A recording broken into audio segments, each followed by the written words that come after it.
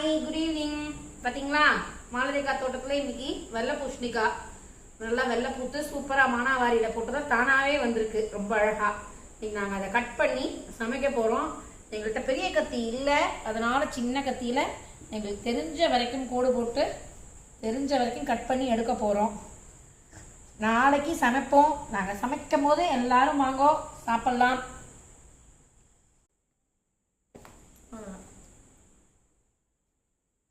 Super. இந்த பூசணிக்காய் நீங்க என்ன பண்ணுவீங்க?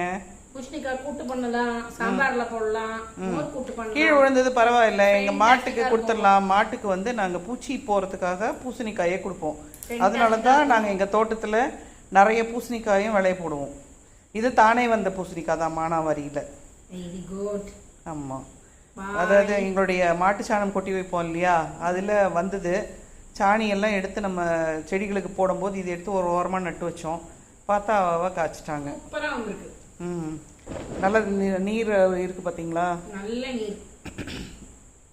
நீங்க கூட்டு பண்ணுவீங்க, வேற என்ன பண்ணுவீங்க? பூசணிக்காய் சாம்பார் பண்ணுவோம், மோர் கூட்டு பண்ணுவோம். சூப்பரா இருக்கும். அது நல்லா நீர் ஊற்றுறதுனால உடம்புல இருக்கிற நீர் எல்லாம் வந்து நல்லா நீர் பெருக்கின்பாங்க. நீர் பெருக்கி. ஆமா, அது பேர் ஆக்சுவலா ஆயுர்வேதால பூஷ்பாண்டம்னு பேரு. இந்த பூசணிக்காய் ஜலத்தை குடிச்சாலே உடம்பு போடாத குழந்தைங்களுக்கு எல்லாம் போடும்.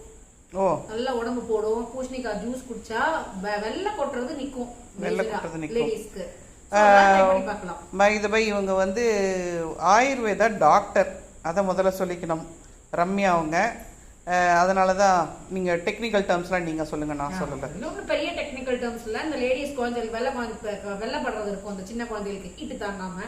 அது போது நீங்க இந்த வெள்ளை பூசணிக்காவை சாறு எடுத்து கொடுத்தீங்கன்னா அந்த வெட்டை கொட்டுறதெல்லாம் கொஞ்சம் கம்மியாகும்.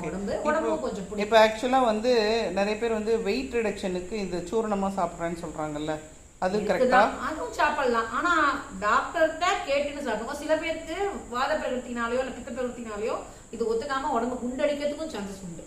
அதனால டாக்டர் பல்ஸ் பார்த்துட்டு நமக்கு என்ன பிரகிருதி இருக்குன்னு பார்த்துட்டு அதுக்கு தக்கன யூஸ் பண்ணும். Super super, thank you. சமையலுக்கு நீங்க எப்படி வேணா யூஸ் பண்ணலாம். ஓகே, மருந்தா சாப்பிடும்போது அதை கேட்டு சாப்பிடணும். கேட்டு சாப்பிடணும். சமையலுக்கு சாப்பிடும்போது எல்லாருமே சாப்பிடலாம். ஓகே. நாங்க வந்து எங்க மாட்டுக்கு வந்து வயிற்றுல புழு இருக்கும் இல்லையா, புழு நிக்கிறதுக்காக ஒரு முழு பூசணிக்காயை அப்படியே சீவி மாட்டு தொட்டியில போட்டுருவோம், மாடு சாப்பிட்றோம். ஆமா, இயற்கையா எப்படி இதை வந்து எடுக்கிறதுங்கிறது புழு நீக்கம், இயற்கை புழு நீக்கம் அது. So thanks. Very good, thank you. நினச்சிட்டு நாளைக்கு வீடியோ போடுறோம்.